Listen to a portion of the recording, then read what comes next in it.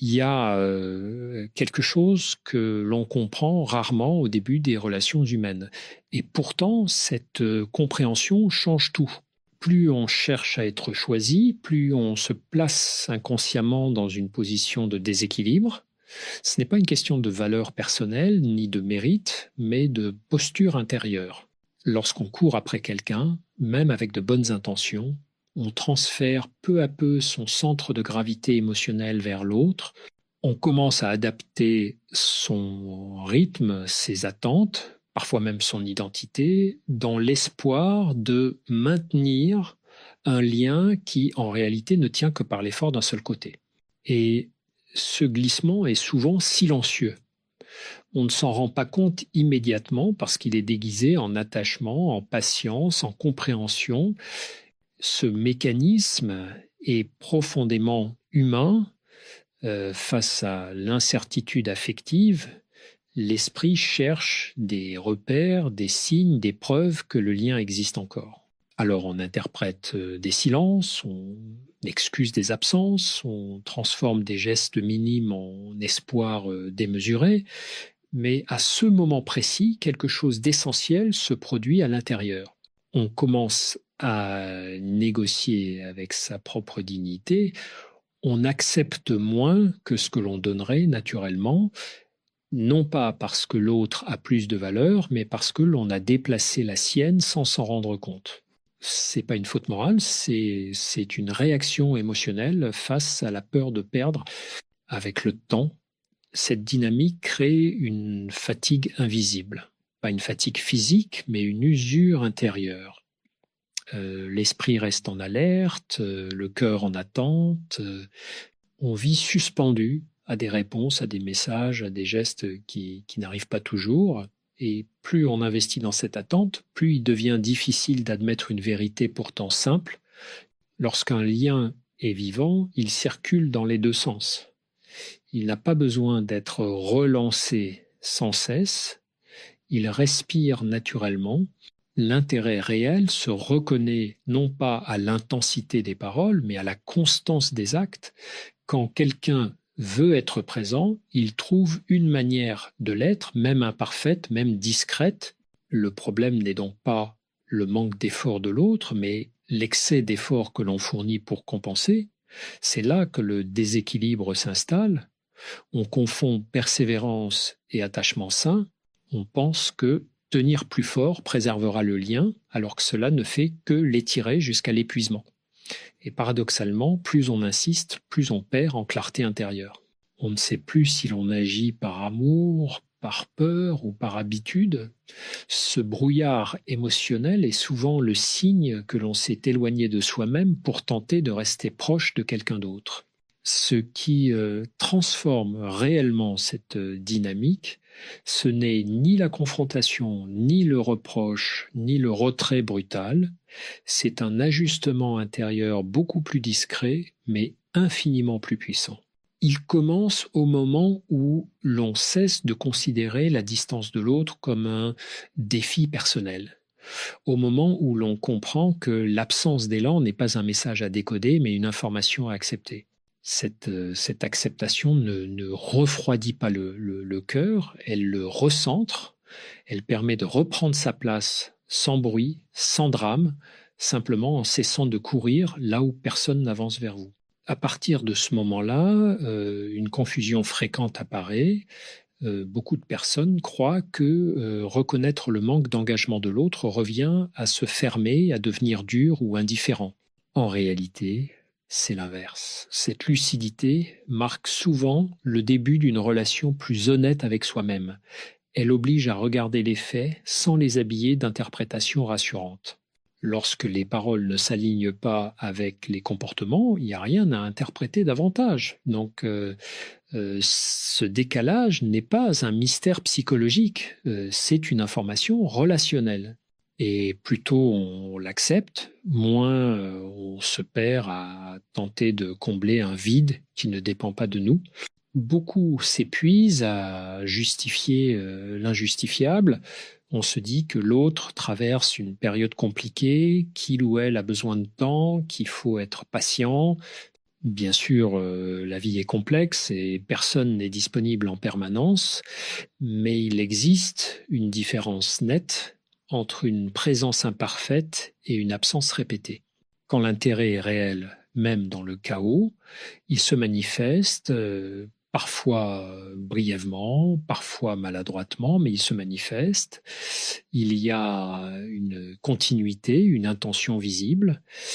L'absence totale d'initiative, elle, n'est pas un manque de moyens, c'est un manque de priorité.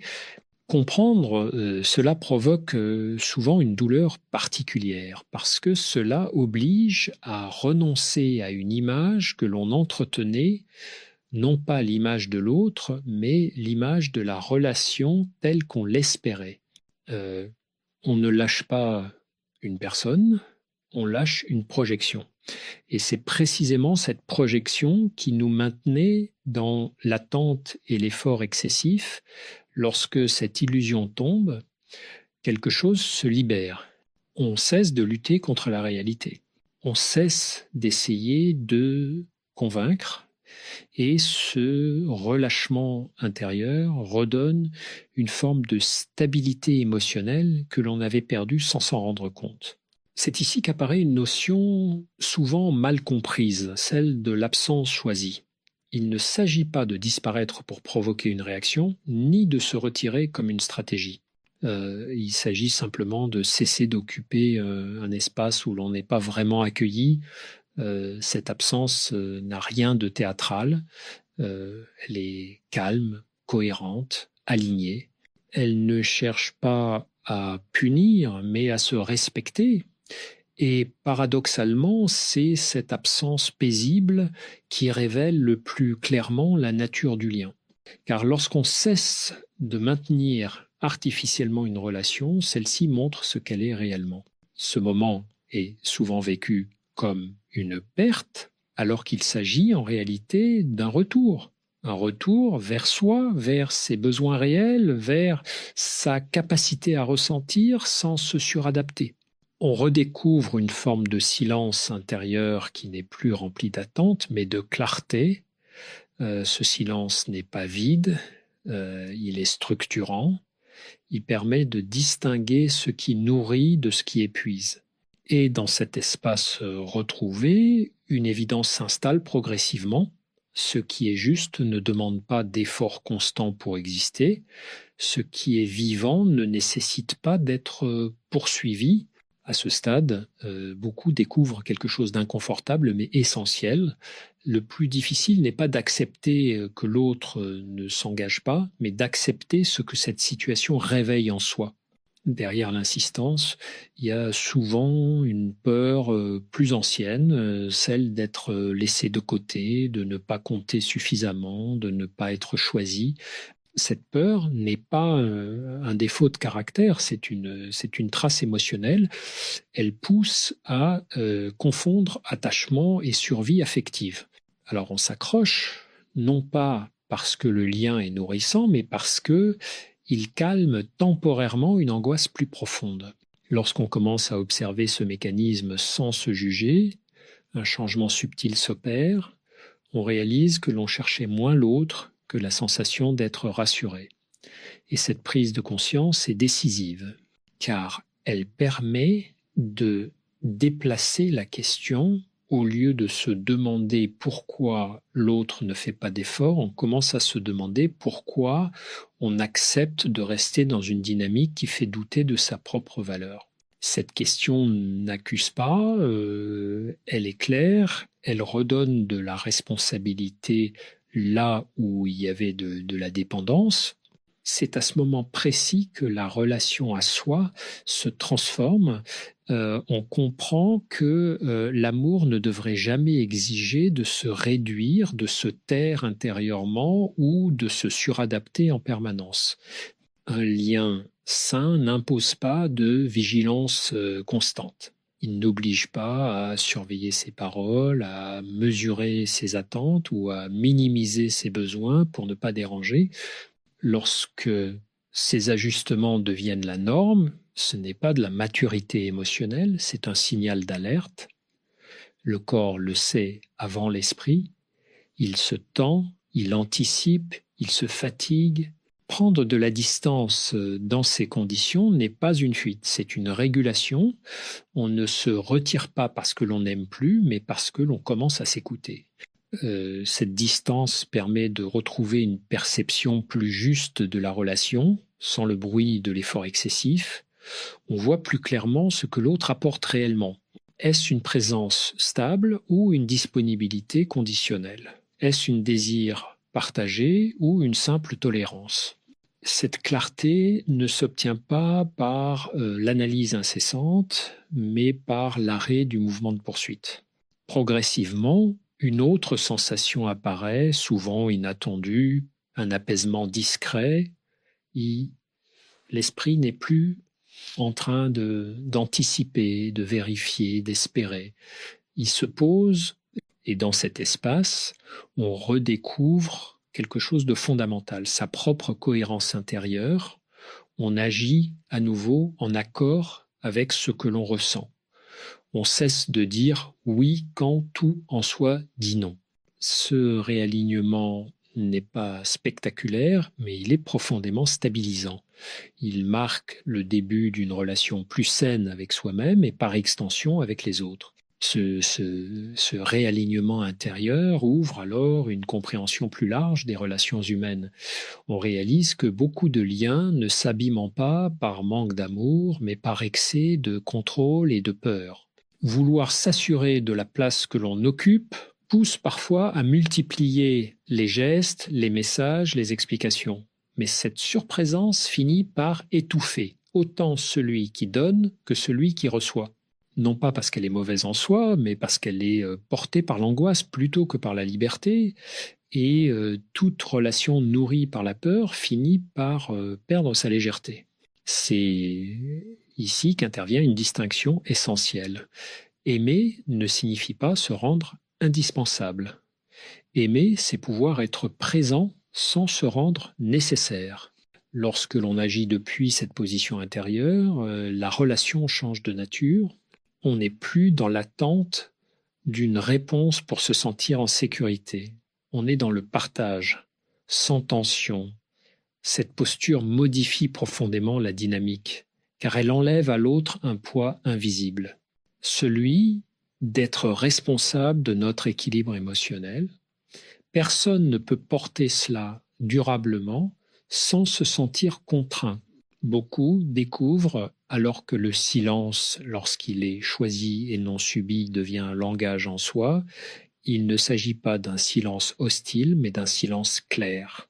Un silence qui dit « je suis présent à moi-même ».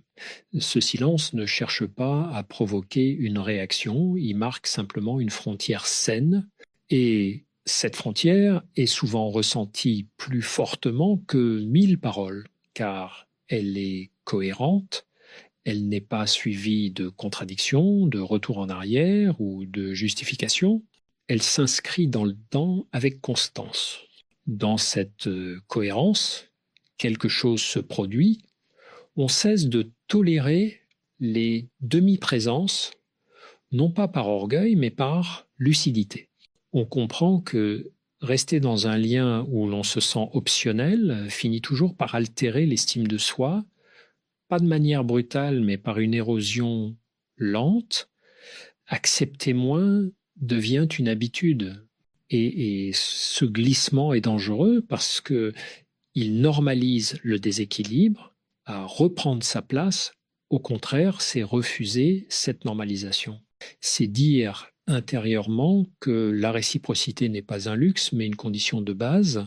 Ce choix n'éloigne pas les relations sincères, il les clarifie. Ceux qui sont réellement engagés ne se sentent pas menacés par cette stabilité intérieure. Au contraire, ils y trouvent un appui, car une relation équilibrée repose sur deux personnes capables de se tenir debout seules. Ce sont les liens fragiles fondés sur la dépendance ou l'ambiguïté qui se dissolvent lorsque l'on cesse de compenser. Et cette dissolution, aussi inconfortable soit-elle, libère une énergie considérable, une énergie qui n'est plus consacrée à maintenir ce qui ne tient pas, mais à nourrir ce qui peut réellement grandir. À mesure que cette énergie se libère, une autre transformation s'opère, souvent plus silencieuse encore, et on commence à distinguer plus clairement ce qui relève du lien et ce qui relève de l'habitude. Beaucoup de relations se maintiennent non pas parce qu'elles sont vivantes, mais parce qu'elles sont familières. On s'y accroche par peur du vide, par crainte de ce que le silence pourrait révéler. Pourtant, ce vide n'est pas un manque, c'est un espace. Un espace qui permet enfin de respirer sans tension, sans attente constante. Apprendre à tolérer ce vide est une étape fondamentale de la maturité émotionnelle. Dans cet espace, on découvre que la solitude n'est pas forcément synonyme d'abandon. Elle peut devenir un lieu de recentrage, un moment où l'on cesse de se définir à travers le regard ou la disponibilité de l'autre. Ce changement est souvent déroutant car il va à l'encontre de nombreux récits affectifs que l'on a intégrés très tôt. On nous a appris que l'amour se prouve par l'effort, par l'insistance, par la capacité à tenir malgré tout, mais cette vision oublie une chose essentielle. Tenir ensemble n'a de sens que si les deux avancent dans la même direction. Progressivement, on apprend à reconnaître les signes d'un lien qui nourrit plutôt que ceux d'un lien qui draine. Un lien nourrissant apporte de la stabilité même lorsqu'il traverse des moments de doute. Il n'installe pas une tension permanente, il permet d'être soi sans crainte de perdre l'autre au moindre silence. À l'inverse, une relation déséquilibrée maintient un état d'alerte subtil. On y pense souvent, on s'y adapte constamment, on y investit plus que ce que l'on reçoit. Cette différence, une fois perçue, devient difficile à ignorer. Ce discernement change profondément la manière de se positionner et on ne cherche plus à être choisi à tout prix. On observe, on ressent, on ajuste. On devient plus attentif à ce que l'on éprouve en présence de l'autre. Est-ce que l'on se sent apaisé ou tendu, libre ou contraint, reconnu ou simplement toléré? Ces sensations, souvent mises de côté, deviennent des indicateurs précieux. Elles ne mentent pas. Elles signalent la qualité réelle du lien bien avant les discours ou les promesses. Ce mouvement intérieur conduit à une forme de sélection naturelle dans les relations. Sans conflit, sans rupture brutale, certains liens s'estompent, non pas parce qu'ils ont été rejetés, mais parce qu'ils ne trouvent plus le même terrain, et dans le même temps, d'autres relations gagnent en profondeur. Elles se renforcent parce qu'elles reposent sur une base plus saine. Ce tri n'est pas un appauvrissement, c'est une clarification. Il permet de consacrer son énergie à des échanges où la présence est choisie et non arrachée. Avec cette clarification vient une compréhension plus profonde de ce que signifie réellement le détachement. Beaucoup l'imaginent comme une coupure froide, un retrait émotionnel ou une forme d'indifférence. En réalité, le détachement sain est un engagement envers soi-même. Il ne consiste pas à nier l'attachement, mais à refuser qu'il devienne une source de déséquilibre. On peut continuer à ressentir, à apprécier, à se souvenir, tout en cessant de se sacrifier intérieurement pour maintenir un lien incertain. Ce changement de posture demande du courage, car il va à l'encontre de l'impulsion de retenir ce qui s'éloigne. Le détachement se manifeste avant tout par des actes concrets. Il ne s'agit pas de grandes décisions spectaculaires, mais de gestes simples et répétés, ne plus relancer systématiquement. Ne plus surveiller chaque silence, ne plus chercher des signes là où il n'y a pas de mouvement réel. Ces ajustements peuvent sembler mineurs, mais ils ont un impact profond. Ils redonnent à l'esprit un rythme plus calme. Ils rompent le cycle de l'attente et de la déception. Peu à peu, l'attention se détourne de ce qui manque pour revenir vers ce qui est présent. Ce retour vers le présent modifie la perception de soi. On cesse de se voir comme quelqu'un qui doit mériter l'intérêt ou l'affection. On se perçoit à nouveau comme un être complet, capable de choix. Cette sensation de complétude n'exclut pas le désir de relation, mais elle le rend plus libre. On ne cherche plus à combler un vide, mais à partager un espace déjà habité. Et cette différence est déterminante.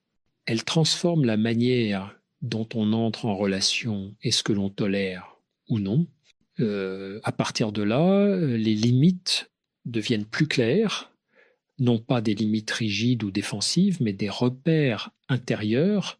On sait plus rapidement ce qui est acceptable et ce qui ne l'est pas. On n'a plus besoin de longues justifications pour se retirer d'une situation qui génère trop de doutes ou de tensions. Cette simplicité intérieure apporte une forme de sérénité nouvelle. On agit moins par réaction et davantage par cohérence. Cette cohérence est perceptible, même sans être formulée. Elle se traduit dans l'attitude, dans le ton, dans la manière d'être. Et c'est souvent à ce moment-là que quelque chose d'inattendu se produit en cessant de courir après l'attention, on devient plus présent à ce qui nous entoure. On remarque davantage les relations qui étaient déjà là, mais que l'on négligeait. On ouvre aussi la porte à de nouvelles rencontres, non pas par besoin urgent, mais par disponibilité réelle. Cette ouverture n'est pas une stratégie, elle est la conséquence naturelle d'un esprit moins encombré et d'un cœur moins tendu. Elle marque une transition essentielle, celle qui mène d'une recherche anxieuse à une présence choisie. Cette présence choisie transforme en profondeur la manière de vivre les relations. On n'attend plus que l'autre comble un manque ou apaise une inquiétude intérieure, on partage à partir d'un espace plus stable. Cette stabilité ne rend pas insensible, elle rend plus juste. On ressent toujours, parfois intensément, mais sans se perdre dans l'anticipation ou la dépendance. L'émotion circule sans devenir envahissante. Et cette qualité de présence change subtilement la dynamique relationnelle. On n'est plus dans la demande implicite, mais dans l'offre libre. Beaucoup remarquent alors un phénomène paradoxal, en cessant de chercher à retenir, certaines personnes se rapprochent d'elles-mêmes, non pas parce qu'un jeu de distance a été mis en place, mais parce que la relation est devenue plus respirable. Lorsqu'il n'y a plus de pression invisible, l'échange retrouve une forme de simplicité. Ceux qui souhaitent vraiment être présents trouvent leur place naturellement. Ceux qui hésitent ou ne sont là que par confort se détachent sans conflit. Cette clarification ne se fait pas dans la douleur, mais dans une forme d'évidence progressive. Ce processus révèle aussi une vérité essentielle sur la dignité émotionnelle. La dignité ne consiste pas à se protéger de toute souffrance, mais à refuser de se trahir pour éviter la solitude. Rester dans un lien où l'on se sent constamment en second plan finit toujours par fragiliser l'estime de soi, non pas brutalement, mais par accumulation de petites concessions intérieures. À l'inverse, se retirer avec calme, lorsqu'un lien n'est plus équilibré, renforce cette estime. On se prouve à soi-même que l'on peut se faire confiance, même dans l'inconfort.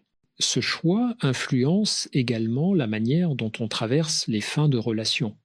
Au lieu de les vivre comme des échecs personnels, on les comprend comme des ajustements nécessaires. Une relation peut se terminer sans qu'il y ait faute ou rejet, et parfois elle a simplement cessé de correspondre à ce que l'on est devenu.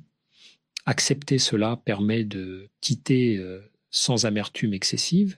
On garde ce qui a été vécu sans s'accrocher à ce qui ne peut plus évoluer. Cette capacité à laisser partir sans se fermer est un signe de maturité émotionnelle. À ce stade, la peur de perdre s'atténue, non pas parce que l'on ne tient plus aux autres, mais parce que l'on a cessé de s'oublier. On sait désormais que perdre une relation n'est jamais aussi destructeur que se perdre soi-même à l'intérieur d'elle. Et cette compréhension change le rapport au risque affectif. On peut à nouveau s'engager, mais sans se dissoudre. Aimer sans se diminuer. Être proche sans se déséquilibrer. Cette posture intérieure devient une base solide sur laquelle de nouveaux liens peuvent se construire, plus libres et plus sincères. Au fond, tout ce chemin conduit à une compréhension simple mais exigeante. Les relations les plus justes ne naissent pas de la poursuite, ni de l'insistance, ni de la peur de perdre. Elles émergent lorsque chacun choisit librement d'être là. Cette liberté est souvent confondue avec de la distance ou du détachement affectif, alors qu'elle est en réalité la condition même d'un lien durable. Lorsqu'on cesse de lutter pour être retenu, on redonne à la relation sa véritable nature. Soit elle se maintient par désir partagé, soit elle s'efface parce qu'elle n'était soutenue que par l'effort d'un seul. Accepter cela demande une forme de confiance rarement enseignée, une confiance dans le fait que ce qui est aligné avec nous n'a pas besoin d'être forcé, que ce qui nous correspond vraiment trouve sa place sans que nous ayons à nous épuiser. Cette confiance ne repose pas sur l'idée que tout ira bien, mais sur la certitude intérieure que l'on saura faire face si quelque chose se termine. Elle repose sur la fidélité à soi-même. Ne pas se trahir pour maintenir un lien, ne pas se réduire pour éviter un vide temporaire. Lorsqu'on intègre cette posture, quelque chose se stabilise durablement. On n'est plus en train de surveiller les signes, de mesurer l'intérêt ou de se demander en permanence si l'on compte. On se tient dans une présence plus calme. On observe les relations évoluer sans vouloir les contrôler. Et cette tranquillité intérieure devient une forme de langage. Elle dit sans mots que l'on se respecte, que l'on sait ce que l'on vaut et que l'on n'est plus disposé à investir là où l'on n'est pas réellement accueilli. Ce changement n'éloigne pas l'amour, il l'épure, il élimine les dynamiques floues, les attachements fondés sur l'insécurité, les liens maintenus par la peur. Ce qui reste est plus simple, mais aussi plus solide. Des relations où la présence n'est pas négociée, où l'attention n'est pas arrachée, où l'on se sent choisi sans avoir à le réclamer. Ces relations-là n'ont pas besoin de grands discours pour exister. Elles se reconnaissent à la tranquillité qu'elles installent.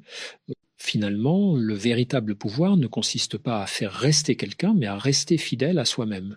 Lorsque cette fidélité devient une habitude intérieure, les personnes qui cherchent à dominer, à drainer ou à maintenir un flou perdent naturellement leur influence.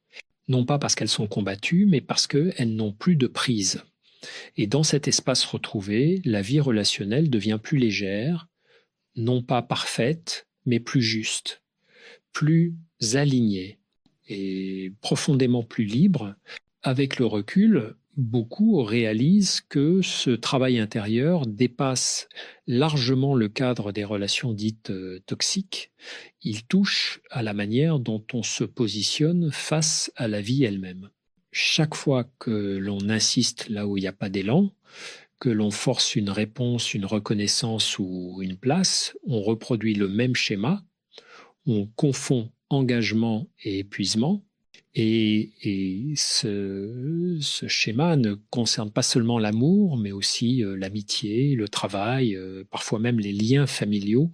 Apprendre à se retirer sans colère, sans justification excessive, devient alors une compétence essentielle pour préserver son équilibre psychique.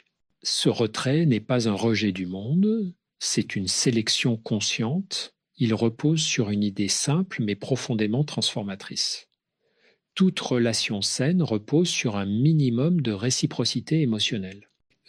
Sans cela, le lien devient une source de tension permanente. On donne en espérant un retour qui n'arrive pas, on s'adapte en attendant une reconnaissance qui reste floue, et peu à peu, on perd le contact avec ce qui nous faisait nous sentir vivants, stables, confiants. Reconnaître ce glissement à temps permet d'éviter une usure silencieuse mais durable. beaucoup de personnes découvrent, alors que, en cessant de courir après certaines relations, elles retrouvent une énergie oubliée et cette énergie ne sert plus à convaincre, à prouver ou à maintenir artificiellement.